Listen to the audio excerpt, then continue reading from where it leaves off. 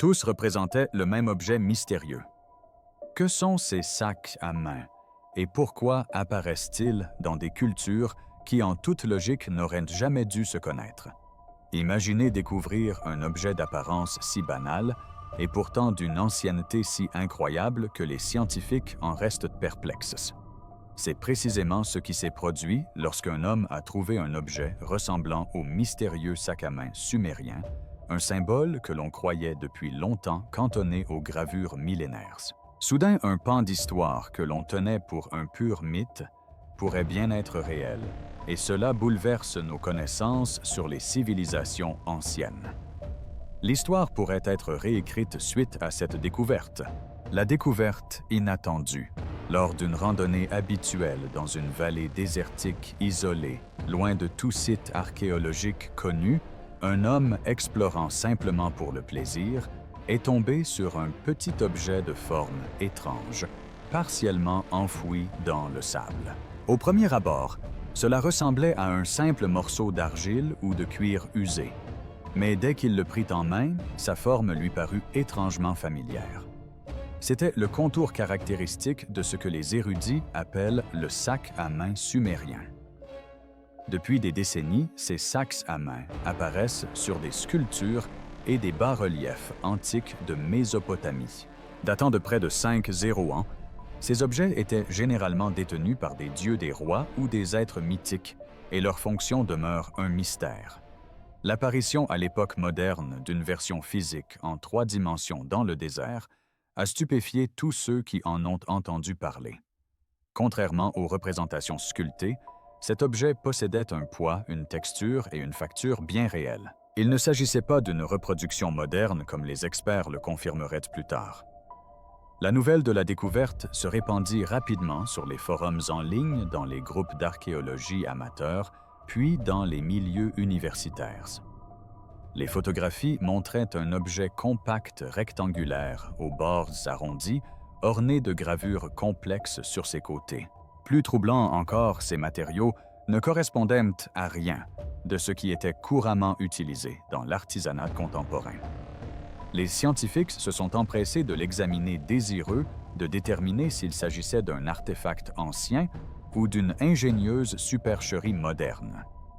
L'hypothèse initiale penchait pour une relique miraculeusement préservée de l'Antiquité.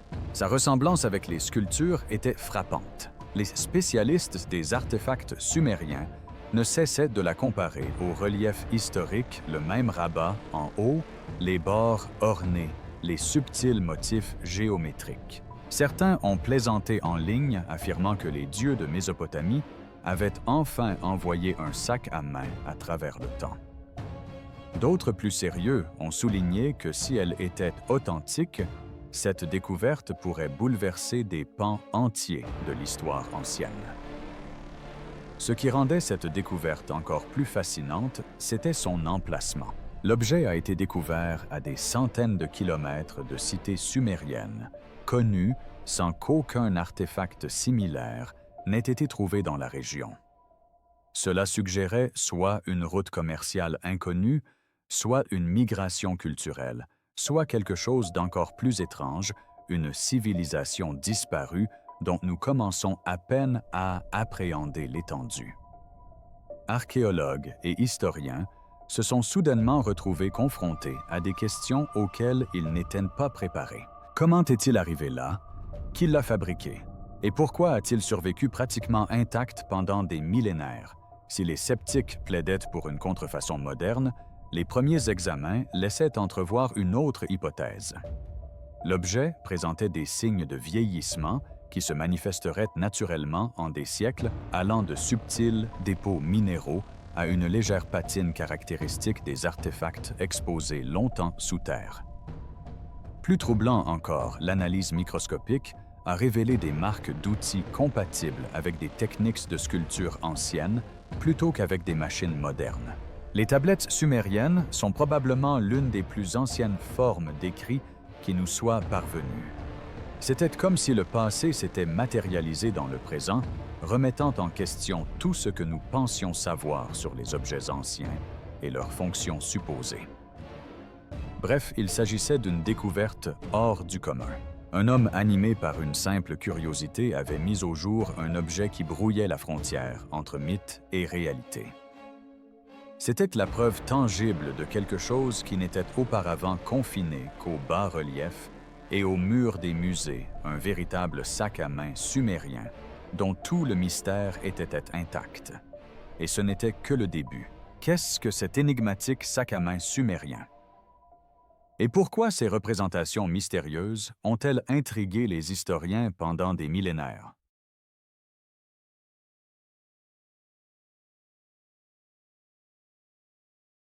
Ce n'est pas un simple sac fourre-tout. Le sac à main sumérien est l'un des plus étranges mystères de l'histoire. Depuis des millénaires, il apparaît sur des gravures antiques des sceaux cylindres et des bas-reliefs de temples à travers toute la Mésopotamie. Mais son utilité est restée un mystère.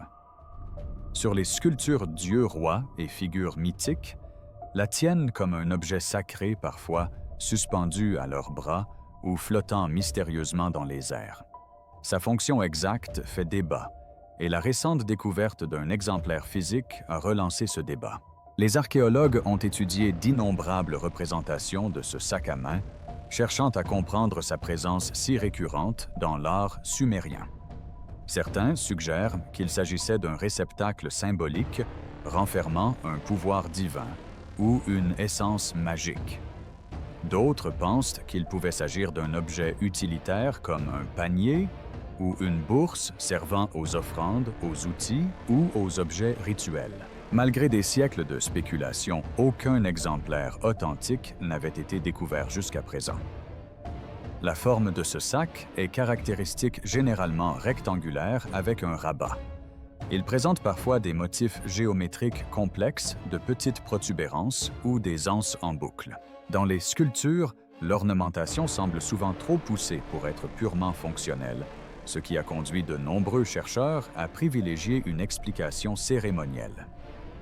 Certains ont même avancé qu'il représentait le cosmos lui-même, un microcosme d'ordre et de fertilité que les dieux pouvaient porter ou contrôler.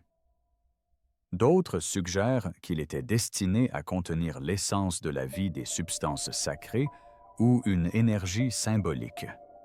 Des idées qui peuvent paraître fantaisistes, mais qui étaient prises au sérieux dans la culture mésopotamienne antique.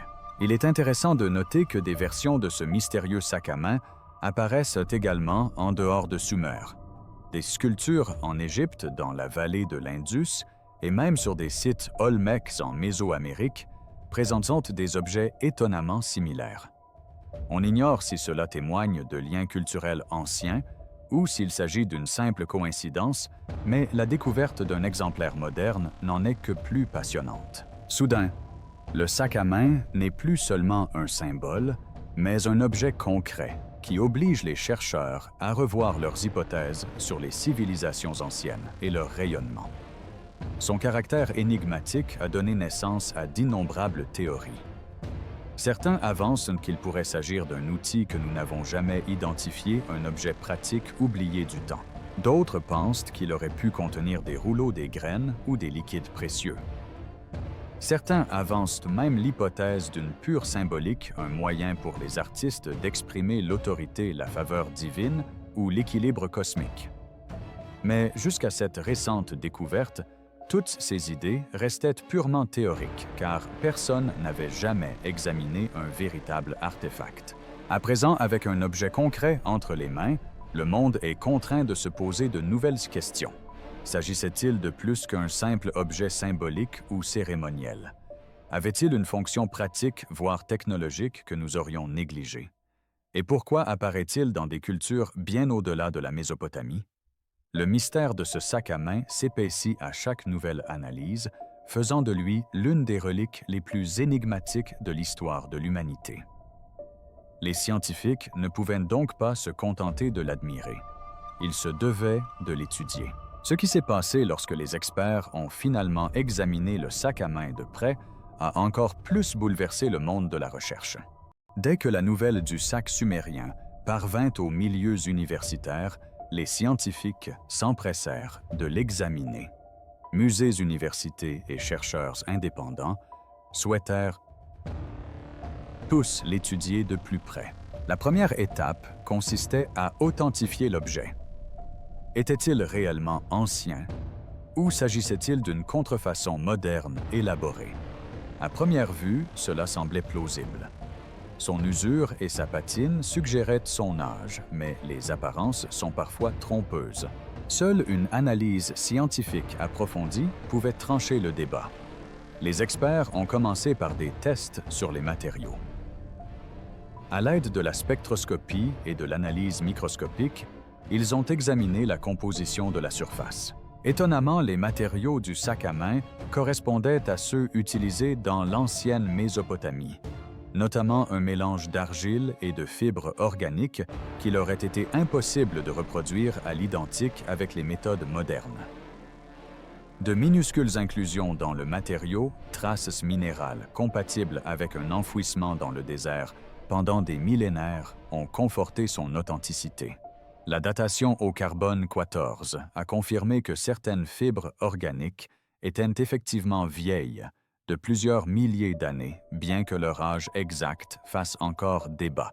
L'analyse structurelle a suivi. Les scientifiques ont scanné l'objet à l'aide de l'imagerie 3D et des rayons X. Les motifs sculptés sur ses flancs, jusque-là visibles uniquement en relief, apparaissaient parfaitement proportionnés, comme si les artisans avaient utilisé des outils et des techniques sumériennes. Même un examen microscopique des marques d'outils a révélé quelque chose de remarquable. Elles correspondaient à des méthodes de sculpture manuelle anciennes et non à l'utilisation de machines modernes. Chaque rainure, chaque arête, chaque creux semblait soigneusement façonné tout en conservant les imperfections naturelles propres aux objets artisanaux. Cependant, le sac à main n'était pas sans particularité. Certains aspects ont intrigué les chercheurs. La présence de certaines fibres et traces suggérait une exposition à des produits chimiques inhabituels dans l'Antiquité, laissant entrevoir la possibilité d'une modification ou d'une contamination ultérieure. Plus troublantes encore étaient les dépôts microscopiques qui semblaient défier toute explication, comme si l'objet avait subi des processus échappant aux connaissances archéologiques conventionnelles. Certains physiciens ont émis l'hypothèse qu'il aurait pu être intentionnellement conservé grâce à des techniques inconnues de la science moderne. Des radiologues et des chimistes ont également étudié sa densité et son poids. Étrangement, le sac était plus lourd qu'on ne l'aurait cru pour un objet de cette taille, laissant supposer qu'il pouvait contenir une substance dense liquide métallique ou des résidus minéraux. Pourtant, aucune trace de son contenu n'a été retrouvée alimentant les spéculations des experts. Aurait-il pu transporter des liquides sacrés, des minéraux en poudre ou des objets symboliques pour des rituels, ou bien sa forme même était-elle plus importante que son contenu? La Mésopotamie, les Sumériens et leurs dieux, les Anunnaki, une race d'êtres géants et très évolués. Malgré toutes ces analyses, le mystère du sac s'épaississait. Les archéologues débattaient de son âge et de son origine, les anthropologues s'interrogeaient sur sa signification culturelle et les chimistes s'interrogeaient sur sa composition matérielle inhabituelle. Certains concluaient qu'il était probablement authentique, un véritable objet provenant d'une branche inconnue d'une civilisation antique. D'autres soulignaient que même s'il était authentique, sa fonction pourrait rester à jamais un mystère. L'authenticité étant provisoirement établie, une question cruciale se posa: à quoi servait cet objet et pourquoi les anciens l'avaient-ils fabriqué? Les théories sur sa fonction se multiplièrent. Une fois que les scientifiques eurent confirmé l'authenticité probable du sac à main sumérien, les spéculations sur son usage se multiplièrent. Après tout, elle avait traversé les millénaires, figurait sur des sculptures de dieux et de rois et existait désormais sous forme d'objets tangibles dans le monde moderne. Mais à quoi servait-elle réellement? Les théories, tantôt pratiques, tantôt mystiques, sont toutes plus fascinantes les unes que les autres. Certains chercheurs privilégient une explication mythologique. Dans la culture sumérienne, les objets revêtaient souvent une signification symbolique ou sacrée, et ce sac à main ne faisait probablement pas exception. Il servait peut-être de réceptacle à l'essence divine contenant la force vitale des dieux ou des rois lors des rituels. Des textes anciens évoquent des objets dotés d'un pouvoir magique ou cosmique, et celui-ci pourrait en être un. Sa représentation fréquente dans les sculptures aux côtés de divinités suggère qu'il ne s'agissait pas d'un simple accessoire profane, mais d'un objet imprégné d'autorité de pouvoir ou d'énergie sacrée. Il y a aussi l'aspect technologique ou pratique. Ce sac à main aurait-il pu servir d'outil ou de récipient? Certains chercheurs supposent qu'il aurait pu contenir des graines des minéraux des liquides cérémoniels, voire des instruments utilisés lors de rituels. Son design compact, avec son rabat sécurisé et sa construction robuste, est idéal pour transporter un objet important. Pourtant, aucun résidu de son contenu n'est conservé et sa représentation symbolique récurrente dans l'art amène certains experts à douter de sa vocation purement utilitaire. Une interprétation symbolique est également répandue. Le sac à main pouvait symboliser l'ordre cosmique, la fertilité ou un microcosme de l'univers. Dans de nombreuses sculptures, il apparaît aux côtés d'images agricoles, célestes ou divines, suggérant qu'il n'était pas qu'un simple objet, mais un concept, une icône de maîtrise d'équilibre ou de responsabilité sacrée. Certains affirment que les artistes antiques l'ont créé comme une métaphore, mais aujourd'hui, face à un exemple concret, la frontière entre métaphore et réalité s'estompe. Une autre idée fascinante c'est que le sac à main remplissait plusieurs fonctions simultanément. Dans les sociétés anciennes, les objets avaient souvent une double fonction à la fois pratique et symbolique. Ils pouvaient servir à transporter des objets rituels tout en représentant l'autorité divine, établissant ainsi un lien entre le matériel et le spirituel. Cette double fonction pourrait expliquer sa présence fréquente dans les gravures et sa conservation sous la forme récemment découverte. Il ne s'agissait pas simplement d'un récipient, mais d'un message. Enfin, certains chercheurs envisagent des hypothèses plus spéculatives. S'agirait-il du témoignage de technologies perdues ou de connaissances oubliées? Sa durabilité, ses matériaux inhabituels et ses gravures précises laissent entrevoir que les peuples anciens étaient peut-être capables de prouesses que nous sous-estimons aujourd'hui. Bien que nul ne puisse l'affirmer avec certitude, ce sac à main nous amène à nous interroger sur l'étendue de nos connaissances concernant les civilisations anciennes et leur ingéniosité. L'univers qui se cache derrière le sac à main. Pour comprendre l'importance du sac à main sumérien, il faut d'abord s'intéresser aux Sumériens eux-mêmes. Quetzalcoatl, à l'intérieur du serpent à plumes, tenait ce sac à main. Il ne s'agissait pas simplement de primitifs agriculteurs ayant découvert la civilisation par hasard. C'étaient les véritables inventeurs de cette civilisation. Vivant sur les terres fertiles situées entre le Tigre et l'Euphrate, les Sumériens ont bâti certaines des premières villes du monde, codifié les premières lois et initié l'écriture, l'astronomie, les mathématiques, la religion et les systèmes commerciaux qui ont façonné toutes les civilisations ultérieures. Leur vie quotidienne alliait pragmatisme et spiritualité. La plupart des Sumériens cultivaient la terre produisant de l'orge, des dattes et du blé, tandis que d'autres brassaient de la bière, une boisson essentielle plus sûre que l'eau du fleuve. Les maisons construites en briques séchées au soleil étaient regroupées en quartiers compacts le long de rues étroites. De l'autre côté du fleuve, des marchés animés proposaient poteries, céréales, textiles, poissons et marchandises importées de la vallée de l'Indus. Il y a des milliers d'années déjà, ils faisaient partie d'un vaste réseau commercial. La religion n'était pas seulement importante, elle structurait tout. Les Sumériens croyaient que les dieux vivaient parmi eux, façonnant leur destin, veillant sur les récoltes et maîtrisant les tempêtes. Chaque cité avait sa propre divinité tutélaire, abritée dans des tours-temples élaborés appelés ziggourats. Ces temples n'étaient pas seulement des centres spirituels, mais aussi des pôles économiques, des entrepôts, des bureaux d'archives et des lieux de rencontre. Les prêtres cumulaient les rôles de gestionnaires, de comptables, de guérisseurs et de chefs. Leur vision du monde mêlait harmonieusement mythe et réalité, ce qui explique la présence récurrente d'objets comme le sac à main dans leur art. Lorsque les dieux sumériens sont représentés portant ces objets, cela signifie que l'objet avait une importance symbolique spirituelle ou pratique. Les Sumériens ne dessinaient pas simplement ce qui leur paraissait joli. Tout avait une signification, tout était significatif.